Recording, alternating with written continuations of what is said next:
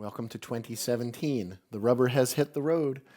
I'm filming this back to back with a new mentoring update video about my mentorship program, but you're not going to be seeing this video for a couple of weeks. This is actually my third attempt to film this particular subject, which is something that I've been asked to do for years, because in the more intensive retreats that my beautiful Magdalene wife Loretta and I offer, I talk pretty deeply and intimately about my personal life and a lot of things that have sort of occurred to me from childhood onward. And I let a lot of things out there that I haven't done publicly yet. And people say, well, you should put this out publicly to help others. And anyone who's ever been through things like molestation, different kinds of sexual abuse, you're usually not thinking too much about how you can help others. Honestly, it's usually how do I even get through the process of filming. When I first started trying to film this video, it was last summer, mid-2016, around late summer, and I couldn't get through it. I just kind of kept breaking apart. I tried it again in September, I believe it was, which is even more late summer. The first was more midsummer. And I went out into Pisgah National Forest outside of Asheville, North Carolina, deep in the mountains here where I live, where I've done several videos along with my wife. And I got through it. It was quite tumultuous. There was a lot of trauma involved. And when the filming was finally complete, on the way home, something started occurring that I hadn't had happen in a long, long time. I started looking at this dimension of reality and thinking, I don't know if I can do this anymore, because that really stirred up some deep ancient wounds for me, things that I'm sure go before this lifetime, and absolutely things that are there from my bloodline, because we do inherit the bloodline of our ancestors. We inherit all of those different electromagnetic and psychospiritual experiences, be they what we would call positive or negative or tumultuous or joyous and ecstatic. That's all in our system. You don't come in with a completely clean slate as a child, regardless of what some people may think. And everything just dumped out when I tried to do this video. And I was actually driving home on I-26 going back into Asheville. And first time in years, there was that thought, there's a deep vulnerability in me saying this. There was the thought that came up a few times of just all you've got to do is just hook to the side, and there's a tree, and there's another tree. Literally, the rubbers hit the road. All that stuff, all those cute new agey platitudes, and all the change your thoughts, change your life stuff that we've been working with. Of course, changing your thoughts doesn't change your life. It just changes your perception of this dream that you're in. But you're not what you're dreaming. You're not this. You aren't the Maya. You are not the divine play, the Leela. You're what's watching. And what's watching is eternal and unchanging. That's not what your life is. Your life is, in the words of St. Francis, what you're looking for is what is looking. And I always have that great quote. It's actually an assemblage of quotes from Yogananda where he says, to transfer our sense of identity from the pseudo-soul or ego back to that eternal nature, to become the ever-joyous witness of a stupendous cosmic drama. Well, much like going to see a film, you often forget that you're watching a movie. And we're pretty deep in this right now. All that stuff that we haven't processed and all the cute, shiny teeth, positive, positive, positive, which is very masculine, masculine, masculine. All these cute platitudes, you're here for a reason. Of course you are, but that's what I would say as a platitude. Neat little things like talking a little too much about sacred contracts, thinking that everything that's happening has all been completely pre-planned. There's no present moment. It's kind of an odd thing there. But it literally looks like the world's falling apart right now on a lot of levels. I've never seen, and I've said this in several local videos, I've never seen such a wide dichotomy, such a wide divergence for humanity. And there's choices in how we can process these kinds of things. I mean, are we falling apart or is this rebirth? We are literally, each of us are the Lamb of God. We're the sacrificial lamb. It has absolutely nothing to do with theology. It has absolutely nothing to do with religion. It was there long before Christianity ever grabbed that notion. And we all have this personal resurrection or atonement or at-one-ment, this return to authenticity that we never really left except in the dream. And that whole idea of on earth as it is in heaven is that we're bringing through from the eternal level, from the unseen heavenly realms, and birthing that consciously in the present moment through presence into this dimension of the dream, rather than coming from just the things that we think or feel. Because the things that you think or feel are based on things that aren't true, that aren't even real. Even your thoughts are illusions. It's not real. You are not what you think. You're that which sees. This is really important because you've been sold that untrue bill of goods for a while now, okay? That your thinking somehow defines who you are, but it has nothing to do with who you are. It's nothing but a complete hallucination of the psyche, of the soul, of the mind. So it just seems like we're all at each other's throats in a lot of ways right now, whether we seek to be that or not. And I see a lot of people still holding on to those sheeny, shiny teeth.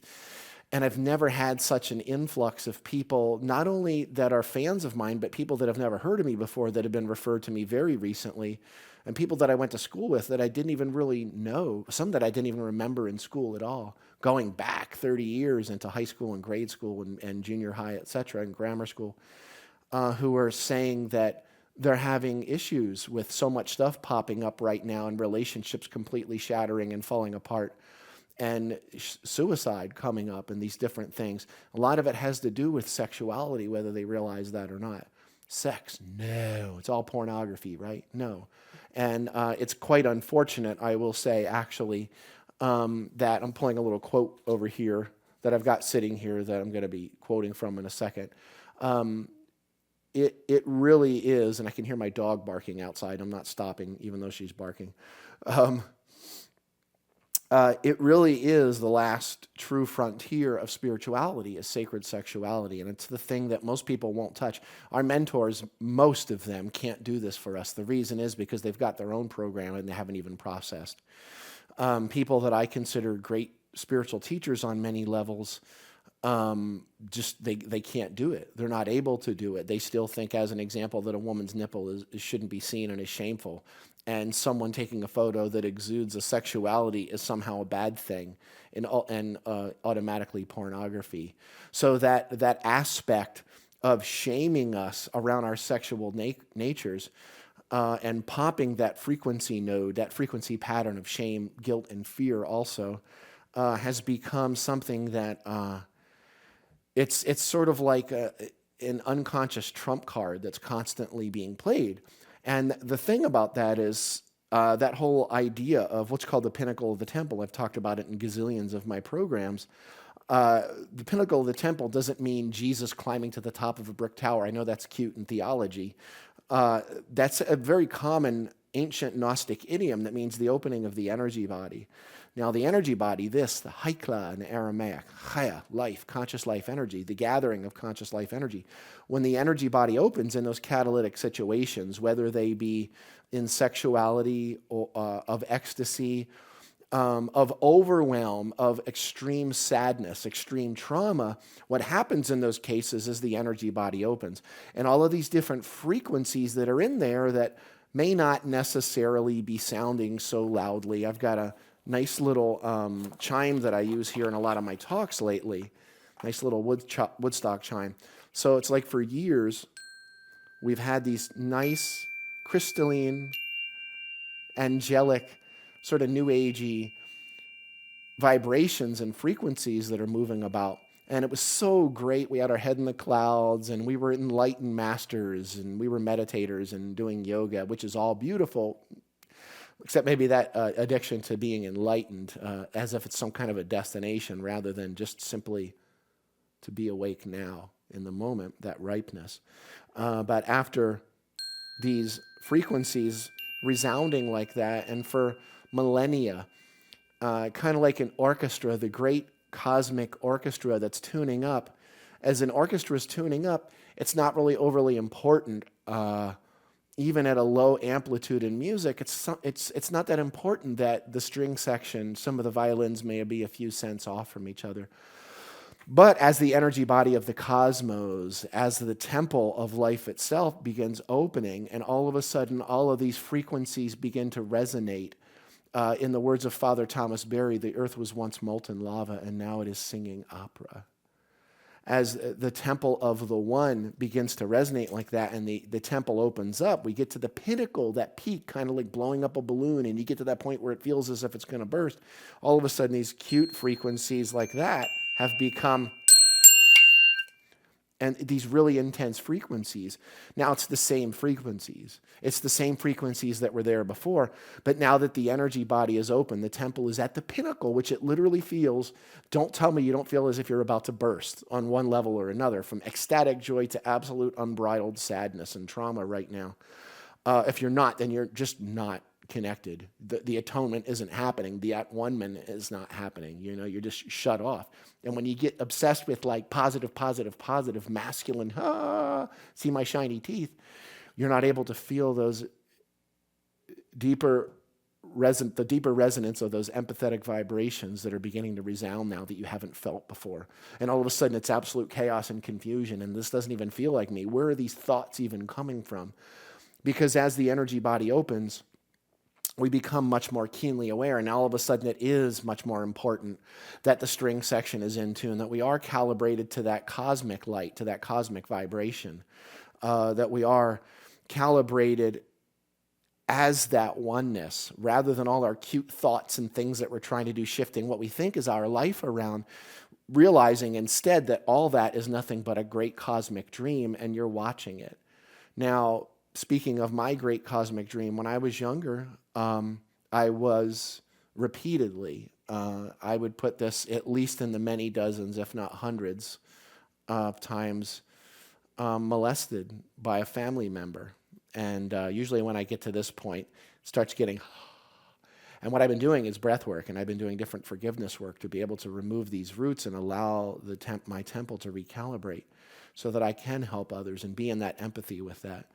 But it's a really confusing experience when you're 7 or 8 years old, 9 years old, and someone that in your own family that you really care for is touching you in ways that are so confusing, because all of a sudden you're feeling these things that you've never felt before, and there's this confusing blend, mishmash of pleasure and in some cases pain, but definitely an intense shame and guilt and fear, because on some level, intrinsically, inherently, that this probably shouldn't be happening.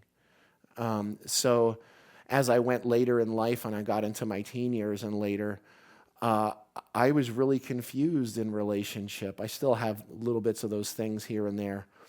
And I would go from this incredible wide open energy body opening ecstasy, and then as soon as I felt raw, vulnerable, and unprotected, interestingly, which is that word midbar in Aramaic, madbara, as soon as I was, which is also that word for desert, one of the primary words for desert. Yeshua was led by the all-embracing breath, Ruach HaKodesh, into that raw, vulnerable, unprotected state of being. So when my energy body would open in relationship and conversation, or even in sexual experiences, I would often have this intense feeling of guilt, fear, sadness, and shame. And what that would turn into was often a pretty intense fit of rage, because I, completely unaware of the process of what was actually happening, I didn't realize that as my energy body opened and all of those resonant frequencies that were in there already programmed in, as my energy body opened up, all that stuff started flying at full speed, full keel. And here we are, the car was going at 20, 30 miles an hour for decades, and we were able to do our sort of, cute little spiritual thing, and, and reading all the mainstream spiritual books, which are nice, don't usually go very far, but, And then all of a sudden, now that the rubber has hit the road, a lot of us, even those of us that have been doing deep, intensive healing work, 2017 is my 26th year of doing intensive work. I've been studying the Bible since I was 7 years old, since the year of 1979. It's in my book, Echoes of an Ancient Dream. And I was doing deep, intensive biblical studies in my teens, not telling most of my friends, simply because it wasn't necessarily an embarrassment. I just didn't want to talk about it. It felt very personal and intimate and vulnerable to me. But it's been now, I'm going to get ready to turn 45 years old in May, and I'm 26 years in on going into a lot of these processes and meditation and things along those lines. And I've been teaching for most of that 26 years as well, doing breath work for almost a quarter of a century. And it's just all of a sudden, all these things that I had been studying and really working with for years, I'm pulling everything out of the hat to be able sometimes to get through a day. And I could so easily just turn a blind eye and do that roses and sunshine, shiny teeth, sugary, white, positive, masculine projection, that sort of electrical arc, as opposed to that feminine. She's that magnetism which nests in upon herself. The embracing, of course, too much of the masculine becomes that jam it down the throat. It becomes, very pushy, so to speak, even if it's got a big smile and it wants to push its positivity on others. That over masculinity can be quite toxic on the far end, as opposed to the far end of the feminine, which is the darkness, as opposed to the light. It nests in. She's a magnetism that draws in like a womb. And if you draw in too much, of course, you get into that state of depression, and you're pulling in so much that you literally collapse, kind of like the theory of a black hole. You're kind of pulling everything in and down around you, ultra concentrated, because you're trying so much to keep it from allowing it to come out. Okay? There needs to be that masculine-feminine balance. That's what adultery was in ancient Gnosticism. It was an imbalance between the masculine and the feminine, or to say that the positive is not the negative is not the positive, the light and the dark are different, or that the masculine and the feminine are different things, rather than one singularity or continuum. Because the Messiah and or Ra and or that open state of awakening, the presence exists right in the center point between the two, which was called the bridal chamber. And we're in the bridal chamber now. We're in the middle. We are those that walk between the worlds. We are the ones who are learning to be in the balance. And I often make the analogy of going down a roller coaster, and you're going down that big, huge hill, and you hit around those curves, and all you're doing right then, you're not able to pull out all of your great, cute healing techniques and all of the workshop things that you've done and taught or received. All that matters in that moment is that you're aware of your breath, and you're able to keep the energy body open and flowing. And in the words of the Lakota, let the wind blow through you. So I got a lot of confusion going on from a young age about this, and I had other issues with a boy in the neighborhood who other stuff was happening, when I got a little bit older, after we moved from one place to another in southern New Jersey. And there was another that was actually, I don't know that he was in a relationship with my sister, but, he was kind of after my sister too. And weird stuff was going on there. So here, all these years later, I've got this oddity in relationships that I had to deal with. A lot of strange things, kind of like a drug addict. And I've never been a person who did drugs. It's just not my thing. I don't know. Maybe I'm sort of a 100% or nothing guy. And I just know that if I go in one particular, it's nothing about being against. If I go in one direction or another, I tend to be 100%. And it kind of looked like a no man's land that I wouldn't be able to sort of get back from. So I just didn't go there. I just knew on some level not to do it. But in relationships, it got really confusing and it got really hairy. And there's an side example of something that happened to our son, Mikey. Mikey, who's 15 years old, he's 6'3.5" now. He was just this little teeny tiny skinny kid. This is going back about maybe 6 years. And I can't remember what grade he was in, maybe second, third grade. And he had these cards that he would take to school. It might have been Yu-Gi-Oh cards or Pokemon cards or both. And there was a point where his teacher at the time came up to him in class and pulled the cards away from him. He was playing with them. He wasn't supposed to be playing with them in class. And he really was taken aback, and he was startled, and he started to cry because he wanted his cards back. And he knew he shouldn't have had them in class. So the teacher actually stood him up and said, "Michael Hoffman, can you please come to the front of the room?" And she walked him up to the front of the room, and she said, "Can you turn toward the class?" And he's standing there crying in front of the class, 30 kids. And she said, "Does everybody see Mikey laugh or crying? Okay, now I want all of you to laugh at him." Nice. So in this situation, all of a sudden, for many, many years, when Mikey would feel sadness, there would be an anger behind that because of the guilt, the fear, and the shame that was locked in there. And it took us a while to get through a lot of that, and I think there's still some residue in there. But he's been a real brave soul navigating that as much as possible. All this stuff that we haven't dealt with is now out in the open. You know, one of the things that I talk about in several of my retreats is, I remember, as an example, going back to when I was in I guess it was in my early 20s, the first time I met Danny and Brinkley and was around Dano. And it's like, I was like, oh my God, you know, he was so open and talking about a lot of his temptations on the road when he'd be on the sort of spiritual circuit, you know, being a psychic, and he'd be out there doing his thing, and of course he was tempted by women, and I think he gave in a few times. I've never done anything with a woman on the road, but there's been times, as an example, where people are coming and they're coming to me and their energy body's opening and my energy body is opening, and then it gets a little bit confusing and put into that the fact that my wife, me on the far masculine end of the projection, pushing out, teach, share, dumping that all out, and my wife pulling it all in, who was essentially at home with the kids most of the time, dealing with a really deep depression that's been in her family for many generations. And it's a pretty toxic stew between one who's out there in, you know, what I would almost call, you know, the illusion of heal the world mode, while another is taking so much in at home, disconnected from that, and people are throwing themselves at you. And I never did give in, but there's times, you know, there's exchanges that I never should have done. And it's amazing when I started talking with other spiritual teachers and musicians, et cetera, on the New Thought circuit, as an example, how common it was.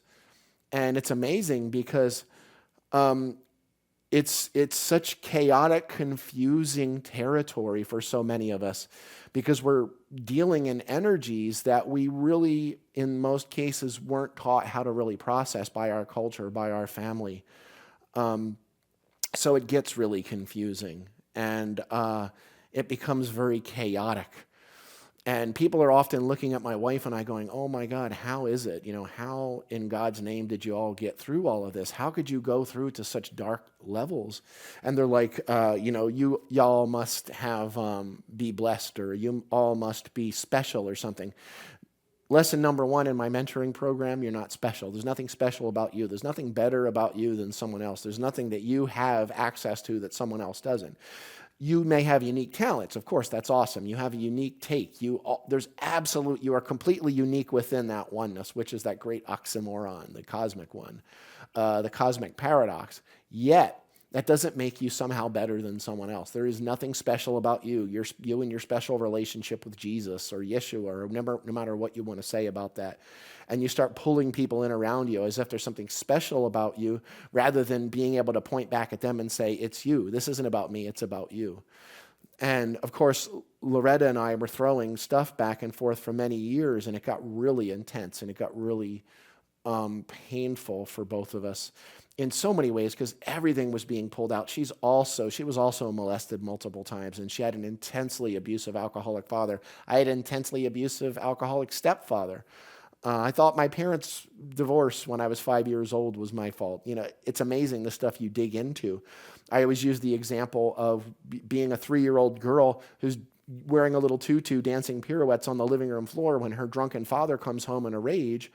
And she goes to grab the ashtray to give him because she knows that when he comes home drunk, although she doesn't know what drunk is per se, she just knows he wobbles around, he wants his ashtray. And she goes to grab it and it flies across the floor and it's glass and it shatters. And he completely freaks out. And it doesn't even matter if he touches her. Screams her down into a fetal position on the floor. And she's not breathing, much like Mikey in his situations, much like me, I'm sure, in those situations of being molested, much like with Loretta in all these different situations. And we lock down because the number one way to take the pot off the fire, so to speak, to keep the catalyst away is to stop breathing, because now the energy body can collapse and all those frequencies aren't sounding anymore. So you lock it in. But what happens when you lock it in is you collapse and concentrate those frequencies and you lock them into different places around the body. Welcome to what demons were in an ancient context. Some people did believe they were from outside, and some were actually conscious enough, like the teachings of Yeshua, to realize that it's all a matter of programming. It's all echoes of your hidden past, as I say in my Aramaic Lord's Prayer translation. So this 3-year-old girl is locked into the fetal position on the floor, and go 30 years later, and she doesn't even remember. She completely forgets that 3-year-old situation with her father. And she's 33 years old, and she's standing in front of her partner, and maybe they look at her just the right way. It's just the right words. Maybe you have no idea what even triggered that. She's completely unconscious of this process, especially in the earlier stages of doing that inner work. And she begins to all of a sudden smell alcohol on her partner's breath, and she's no longer a 33-year-old looking at her partner. She's now a 3-year-old looking at her father from the perspective of a 3-year-old. And she's unaware of the process that she's not seeing her partner, she's seeing her father. Because that's what happens in the dream. We go through all of this. When you have dreams, things get a little loosey-goosey in what you're able to do, and realities kind of mishmash into each other, and they're all kind of threaded together. So it gets really tough at times. And right now we are the sacred cosmic orange that's being squeezed right now, all of us. We're in that what I was saying, the down the roller coaster, and in that intense, quick, sharp turn. We have those moments now where all of a sudden it's like all you can really do is just breathe and let the wind blow through you, let these frequencies sound. There's no right and wrong to these situations. It's amazing with my wife being a burlesque dancer, sacred sexuality model. And it's amazing to see how some people truly have no limit in what they can process in her work, in her art. And there's other people that as soon as they even get the slightest hint, all of a sudden all the blinders go up, catalyst, their energy body opens up, and all these judgmental frequencies of guilt, fear, and shame start resonating, and they're able to collapse themselves back down again. And of course, her being the catalyst, the trigger, she's at fault, right? Interesting, one of the things I've said in several videos is, my nipple being from a man is okay, being on, say, social media or something. If even the slightest hint of one of Loretta's nipples shows, then it's shameful. And even people that you would consider to be conscious teachers, etc., will be sending messages saying, oh, that shouldn't be on there. Why would you be posting such suggestive photos on social media? What are you modeling for your children? It's time to get over it. Let me actually read a little. This is a quote from the Magdalene manuscript. I've had this on the Sacred Fire of Ecstasy retreats that Loretta and I have been doing for the past, I guess it's been about 1.5 years now. This has been one of the central core quotes from that. This is from Tom Kenyon. It's channeled. Oh no, it's channeled. People say I can't read the Course in Miracles because it's channeled. I'm like, you better put your Bible down then if you don't want to read channeled material. It's time to wake up, y'all. Let's grow up a little. So the central key, and this is Magdalene speaking, the central key in this journey is the strengthening of the Ka, the energy body, through ecstatic states of consciousness. Whether self-generated or created through the ecstasy of sex does not inherently matter. Those are fighting words alone for a lot of people. It doesn't matter if it's through sex or something else. The energy body, the Ka, Haikla in Aramaic, Ka in Egyptian, is nurtured and potentized by ecstatic states, the opening the pinnacle of the temple, regardless of their source. On the contrary, shame is a poison to the Ka body, a toxic element that decreases its vitality and potency. I, an initiate of Isis, find it tragic that the church has shamed women and men around their sexual natures and closed a door on one of the most direct paths to God realization. Whatever you do along this path, my advice is to free yourself of all shame. Search out the catacombs of your own mind and heart. Seek out the dark places in yourself where shame resides and remove it. Find every opportunity to create ecstasy, to open the energy body. For it strengthens you and potentizes the Ka, the energy body. May the obstacles to your flight be few and the blessings along your journey be many. That's a pretty deep quote. I think one of the reasons why true, authentic, balanced, sacred sexuality is the last great frontier of human spirituality, if you could call it that, is because it can be so completely misused. And it's also the most incredibly misjudged. I've met plenty of wolves in sheep's clothing. And it's kind of like when you're playing with that kind of ecstatic fire, it's not easy in a lot of cases to navigate. You really have to be on your game. You got to be totally on your A game, and your energy body's got to be open, and your breath has to be moving. I've seen, like I said, multiple mentors prior to me collapse down, and they just can't do it, and that's okay. We are literally the ones we've been waiting for. This is for us. This is for us what's happening right now. We're here. We were literally put here to do this, to navigate this. The younger ones that come to me, they're wide open. And of course, a lot of the older ones will say, oh, they're corrupt, they're broken, whatever. They're not broken. They're just unfiltered.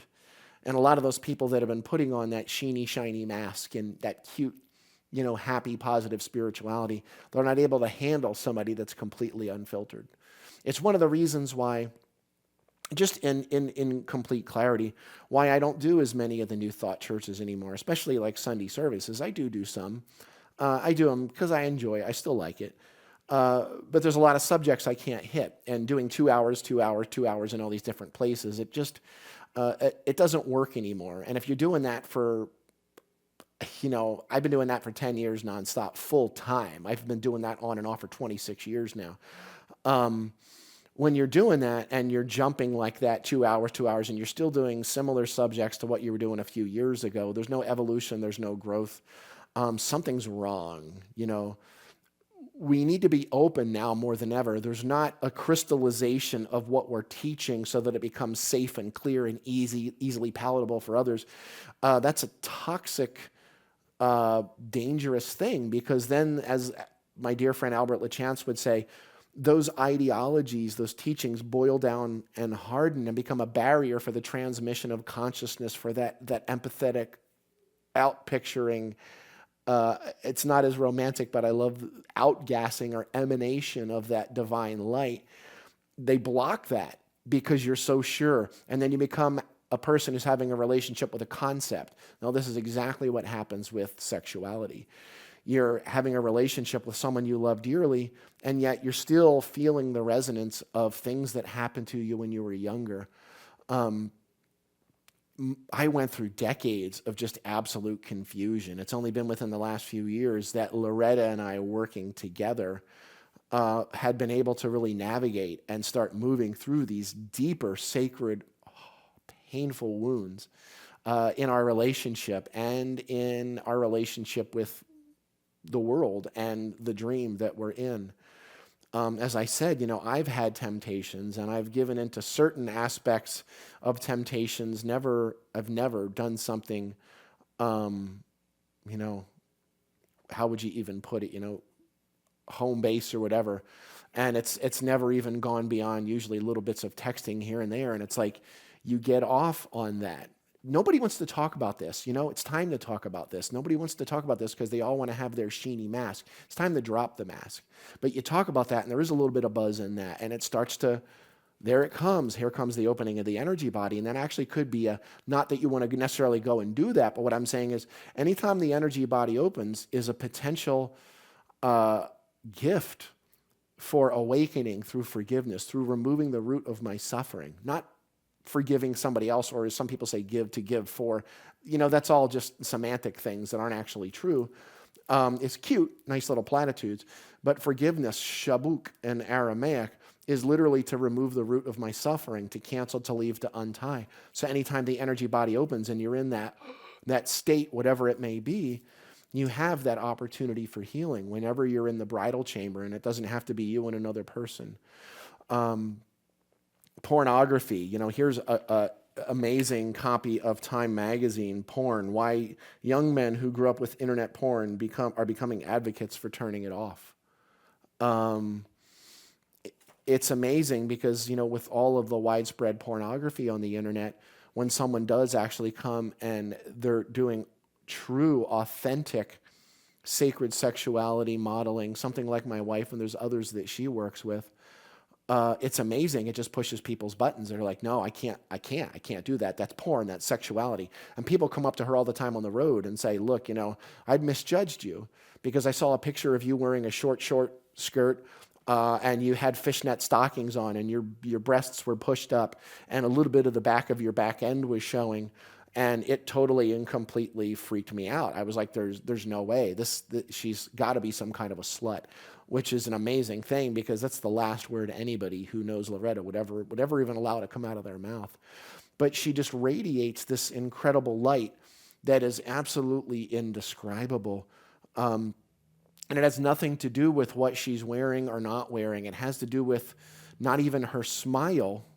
What I'm saying is with Loretta's work as an example, people aren't seeing her, they're seeing their concepts. They're seeing she's the catalyst, their energy body opens up, and they're not actually having a relationship with Loretta in most cases. They're having a relationship with their own BS and their own belief systems and all of the frames and conditioning and the frequency patterns that are in their system. So here's this catalyst Loretta has this amazing capacity to look so incredibly innocent, even in the deep, fiery sparkle of her sexuality. She just is able to do that because she is innocent. And you know what? So are you. Regardless of anything you've ever done, you're not guilty. Let he who is without sin cast the first stone. It's amazing that how deep we are at each other's throats when the only thing that we really need to be doing is taking care of our own yard, so to speak. Loretta and I have gone into this deep, sacred space of our relationship because we literally rolled our sleeves up and got to work. And we've got people see us out and about and they talk about how we're on opposite ends of a room and there's 300 people in the room, and yet somehow we're always aware of where the other one is. And people that are, mediums or have that energy capacity, of course, like many of us do, they can watch that taffying energy, that relationship that's going on in the bridal chamber that's like up in the center of the room that's just sparking and popping and whoa, that dynamo of energy. It's amazing. It's one of the most deeply honoring things. So that we've got the porn industry and we've got all these different things. We've got, on one end, we've got porn. On the other end, we've got the church and the culture and supposed enlightened teachers shaming women and shaming men about their sexuality. And all of a sudden, how much more androgynous could it become than losing David Bowie and Prince in the same year, last year in 2016? How much more symbolic can it be to realize that the masculine and the feminine are not two different things, that it's all about that balance. It's all about the balance between the two. Another great quote here that I'm going to give you. This is from Gabrielle Roth, who's someone that when I was 19, she was a mentor to me, which is one of the reasons I've started mentoring now, is going back to Gabrielle and Marianne and Wayne especially was a big one for me. And those people that I worked with, some just in their work and on a personal level, but also one-on-one, such as Gabrielle. She wrote this in Maps to Ecstasy, Teachings of an Urban Shaman. The 5 rhythms came out of this. When joy does come, it should be celebrated, although many of us are embarrassed by spontaneous bursts of elation. It's not that we think there's something wrong with being joyful, but that we have a notion that it's not cool or sophisticated to be too joyful or too openly emotional. or too overtly sexual, allow me to add, because I know she would say that too. She bristled. Gabs was a trip. We're often as uncomfortable about having hearts as we are about having bodies. When we experience moments of ecstasy in play, in stillness, in art, in sex, they come not as an exception, as an accident, but as a taste of what life is meant to be. Why shouldn't we be able to live more and more in ecstasy if we have the courage to venture out of inertia and imitation into intuition and imagination? Ecstasy is an ideal, a goal, but it can be the expectation of every day. Those times when we're grounded in our body, pure in our heart, clear in our mind, and rooted in our soul, and suffused with the spirit of life are our birthright. But yet when we feel those moments of ecstasy or joy, how many people can actually allow? Everybody loves those people that are sort of the Odie effect, Odie and Garfield, that's like always positive. I've got several friends, I won't name them, who are like that, who just seem to always be kinetically positive. And it's a beautiful, awesome blessing and gift. And then there's those of us that are much more, I don't want to say balanced per se, but I'm much more sort of wide, I guess you could say, that I'm more willing to look at deeper aspects of different sides of an equation. And sometimes that takes me deep enough into the darkness, like with sexuality, that stuff that we don't process. And I'm out there in, like I say, that projected heal the world mode, and people are women are throwing themselves at me, and it gets confusing. And, I know that at home is my wife, and it seems like she's not interested in me, but what it really is actually depression, acute depression, which is even more so. And she's got her own sexuality issues, and I have depression issues. And people think I'm this like extrovert or something. People always, like people that went to school with me back in the back in the 80s are always like, oh, Dale, well, we always said Dale was passionate, which means a little bit high strung, I think is what that means. But I was always very much kind of flying by to the seat of my pants wide open. Again, why I didn't do drugs. But here we are now, and all this stuff is just dumping out. Pandora's box is open, and we weren't taught how to deal with this. And people are pointing fingers, it's your fault, and it's your fault, and you did this to me, and you did that to them. And you know what? Anything you're experiencing it. This is part of your grand divine experience. This is school. This is what life is all about. You're seeing it in a dream so that you can be able to not only transcend that dream, and you can rescript and rewrite the dream. That's nice and it's cute. But understand that doesn't take care of the things that were there in your past, okay?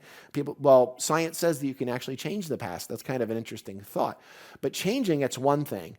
Being able to actually get in there and heal it and literally remove the root of what's there to be able to empathetically help others do the same, that's something else entirely. It's not about just going in there and cutting and pasting things like you do with a computer, but actually being able to go into the deepest depths and levels of how far into those places of our psyche, which is the word soul, how far and deep we can get in there, down and around in the corners and the shadows, to be able to come back and help others through that cave, in the sense of Plato, so to speak, Plato's Republic.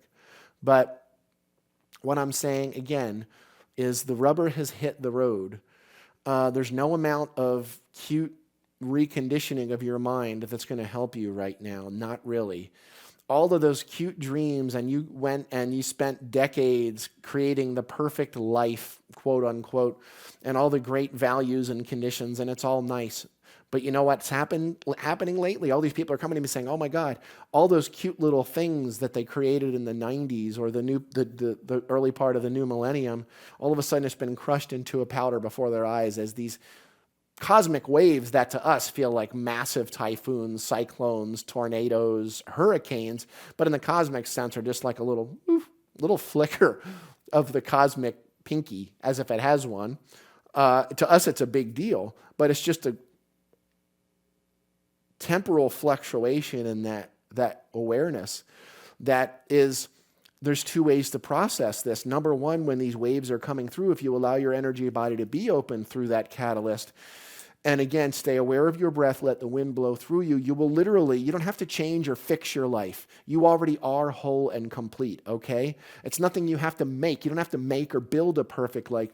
If you simply allow your heart to be open and allow your breath to continually be in movement, you will literally be recalibrated and or retuned to that cosmic vibration. Your teeth are an antenna for the cosmic vibration. Your skeletal system, the movement of your breath, the beat of your heart, your lungs, the rising and falling of your lungs, and all these different physical systems, the electromagnetic and electrical systems in your body, all of this, and the magnetism, it's all antennae for the cosmic vibration because you are that one. It's difficult now because we're having to deal with things that we haven't processed before. Trust me, if you're a spiritual teacher and you think you've done awful things, or you're a person and you think you've done the awful things you did to your sister, your mother, your stepfather, you thought this was this or that was that, or the things you did behind this person's back or behind that person's back, you think you destroyed this one's life or that one's life, let it go, okay? It's all happening on the level of the dream. It doesn't mean everything you've done is completely great and you're proud of everything, but regret will get you nowhere except moving in reverse, okay? It's time to be open. It's time to be authentic. Now, what Loretta and I are doing, she's starting to move much more deeply into my work with me. And it's been a combination of me for a long time. There was years that I probably overlooked the power and the magnitude of her light and her contribution to this. And I realize it's not so much Dale 95% and Loretta there on the sidelines, but rather this is a 50-50 because it's the only way it actually functions is in an absolute balance. And it's an interesting thing. It doesn't necessarily mean she's going to be talking 50% of the time, but her energy and light is there, and I lean on her. And then those moments when I'm flying high one moment, and then in the next moment it feels like everything's falling apart, she's always there. Our relationship has moved into places that I almost can't even possibly imagine. And I'm reminded through her modeling by literally hundreds of men on a daily basis, and women, actually quite a few, who are awake enough and mature enough spiritually, conscious enough, reminding me just how lucky I am. Not that I believe in luck per se. Luck is when preparation meets opportunity. I'm not sure how that works in with relationship in this process per se, but Loretta and I are doing a revamped Sacred Fire of Ecstasy retreat, and we're going deeper into relationships. We're working on another relationship workshop retreat. We're not doing too many of the 2-hour things anymore, not so much. That's all falling away. We've got retreats that are stirring up. Well, I've got the Urban Mystic Retreat with Brian Pergrossi and John Stringer, soul brothers of mine, here in Asheville in the beginning of April. But we've got ecstasy retreats in Kansas City in June. We've got Slovenia in Europe. We're working with Limerick, Ireland later in the year. Different places all around the country, Toronto, Canada, probably midsummer, that looks like.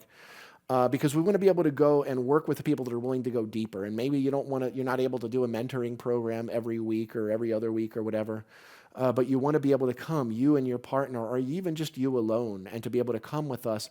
Because the thing in these retreats is we create an absolute space of safety that allows everything out. And I dump out a lot of my stuff right in the beginning. I tell you a lot of the stuff that I've done that's despicable and awful, the things that I've done behind my wife's back, or the way that I, whatever, texted that one or, messaged that one.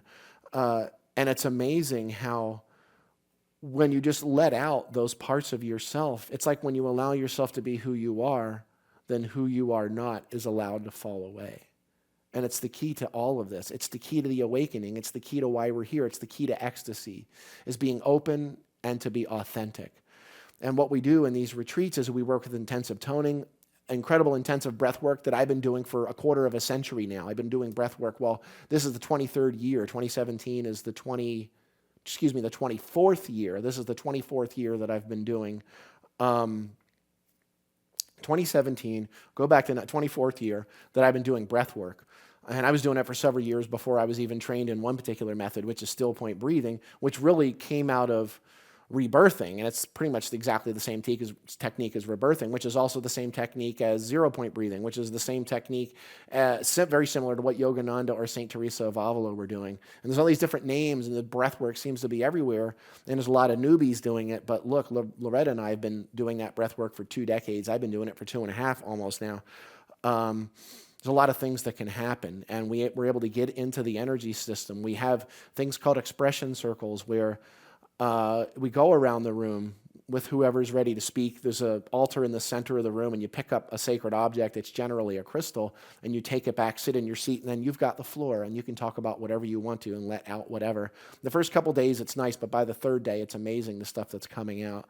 And the sharing circle we do at the end of the retreat, where you give something away that you want to release or let go of in your life, and someone else gets it.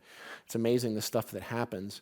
But the core of these retreats is the removal and recalibration of shame and guilt and fear.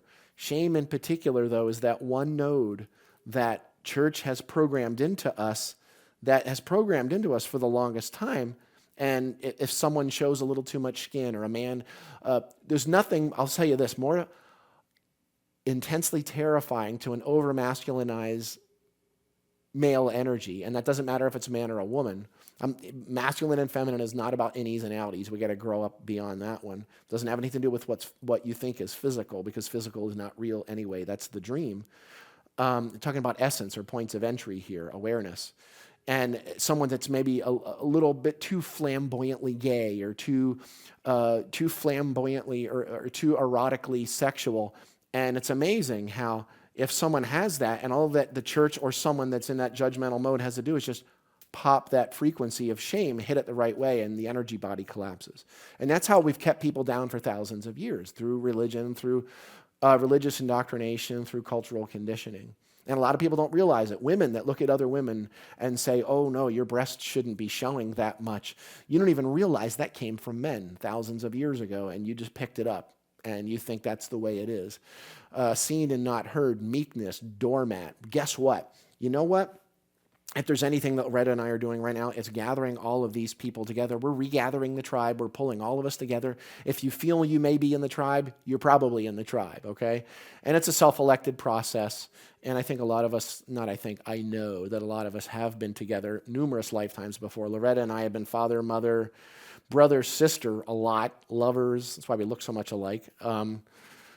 Well, her beard's not quite as thick as mine. But it's just, what I'm saying is, the sexual addiction and all of the things that we just haven't wanted to look at because nobody seems to want to talk about. You know what? It's time. It's already out all over the floor. Everything that you've ever tried to hide is out, okay? And the only place of vulnerability that can work against you is the place where you're trying to keep something locked down and keep frequency patterns from resonating.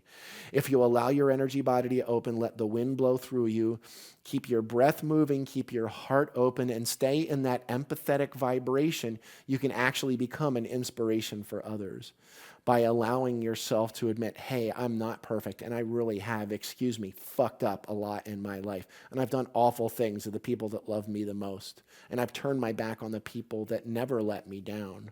But you know what? We're here now. We're in the center of this. We're in the middle of this. And as I'm saying this, 2017 will already be here when you see this, but as 2017 comes up in about, 2.5 weeks, we got Christmas to go through. We got New Year's. As 2017 comes in, which isn't the same in every culture. 2017 doesn't exist in a lot of cultures around the world. This new year doesn't exist at this point in time either in most cultures. But as that happens, let's make it a catalyst. Let's make it a moment for personal resurrection, letting go of that idea that you need to be sacrificed like the lamb on some aspect, and allow yourself to rise like a phoenix from the ashes and rise like a phoenix out of that fire. Because understand, there's no such thing as the fire of hell. There's only the light of God, okay? What we call the fire of hell is our fear and misjudging false evidence appearing real. Fear is literally just the resonance of so many things in the present moment that we're not able to actually allow them to resonate. We try to lock them down. That's called fear. That's what that vulnerability comes from. All that is as all of these energies are opening up in a new year, it allows us to be able to rebirth through that, knowing that we're literally misjudging the light of the oneness of God, the only true light, as the fire of hell, because we're resisting the process of the recalibration. We're resisting the process of ecstasy awakening us to our true, balanced, open state of being, okay? You already are complete. You already are whole. You already are what you are looking for. What you seek is seeking you. There's nothing you've done that somehow makes you less of a person than the one beside you. Okay? Nothing. Nothing. We are literally the ones we have been waiting for, and we are the light of life itself. We were put here right now, right here in this moment, to do this great work. This is, as Thomas Berry would also say, this is our great work. We were put here for this, okay? So if you're interested, as an example, in the mentoring process, go to the mentoring page. Well, go to, I believe it's personal sessions on my website. Go to mentoring, look at private sessions, whatever. If you're interested in bringing Loretta and I in for a retreat, anywhere in the world, all we've got to do, and this is our commitment to you this year, so long as we can get our expenses, base expenses paid, and that would be, of course, round-trip airfare for her and I, plus while we're there, a place to stay, food, and that we're driven around. We've got transportation while we're there. As long as these needs are met for us, the transportation to and from there, which is the airfare generally, we've got a place to stay. You know, we have the food that we need, and we're being transported wherever we need to go. If you can take care of that for us, find a way, get sponsors, pre-sell people's spaces in a retreat. Let's get the retreat on the calendar. If you can take care of our base expenses, in 2017, we commit to be there with you. And this is a big thing for me. It feels freaking terrifying because I've never fully been prosperous in doing this unless I was out on the road away from my family for weeks at a time. So I came back in late 2016, and all of a sudden, financially, everything started collapsing upon itself. And we had several retreats that were being canceled because of various different factors, and everything started collapsing. And financially, went into the biggest hole we've ever been in our lives. We just scraped through the most intense October, November that we've ever had. Here we are just starting December, and it's like, I mean, things are interesting. Christmas is coming. I should be talking about that past tense, but I mean, I'm just saying that if you commit to get us there and take care of our airfare and accommodations and food, and we can stay with people, we'll work that whole out, and transportation to and from, and help us promote these retreats. Not only will you attend that retreat free of charge, whoever the mastermind is of this, but also as soon as we have those needs met, we will commit to be there. Okay, and that includes expenses for rental of spaces or venues or something like that. My commitment to you is that if you support us being there, we will support you with this great work. And I'm telling you, it's never been more timely than it is right now for us to come together and allow this stuff that's plagued us and our relationships for so long to just come out and breathe and air. All the stuff that we feel shame about and all these things that probably never should have happened on some level, whether it was done to us or something that we think that we did to someone else, it's just time to let it go and to be in this eternal light. Because we are literally the ones that are here that walk between the worlds of the seen and the unseen, and we're here to help others navigate this. And if we're locked up in the middle of our own junk that we're not willing to let go of, then we can't do that, okay? Don't let shame bring you down. If you really need help, reach out. Not only do we have the mentoring and the personal sessions, but we would love to do retreats, and maybe we'll do something even beyond the normal 2.5, 3-day retreat that we do. Wherever you are on this planet, at least at this point, and you can commit to helping us get to where you are, and you can help gather, 1 or 2 or 3 or 4 dozen bodies together, however many, and we can get the expenses taken care of. My commitment and Loretta's commitment to you is that we will be there. And as soon as those needs are met, regardless of no more people sign up, we're there, okay? Support the work that we're doing, and we will absolutely do everything we can to support you.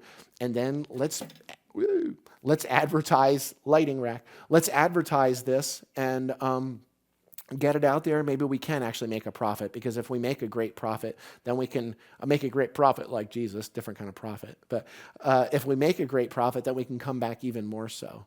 And we'll do a free talks and things like that, or at least inexpensive. I don't know about free per se, but an inexpensive talk so that the public can find out what we're doing while we're there too, and maybe thread in some other places. So from the deepest, most humble, open, and vulnerable space that I can possibly offer to you, thank you so much for all of your support of our work. We're getting ready to enter into a new year, and I believe it's going to be beautiful and amazing. 2016 was a real mofo in a lot of ways, and people can candy coat it all they want, but it's been an interesting year.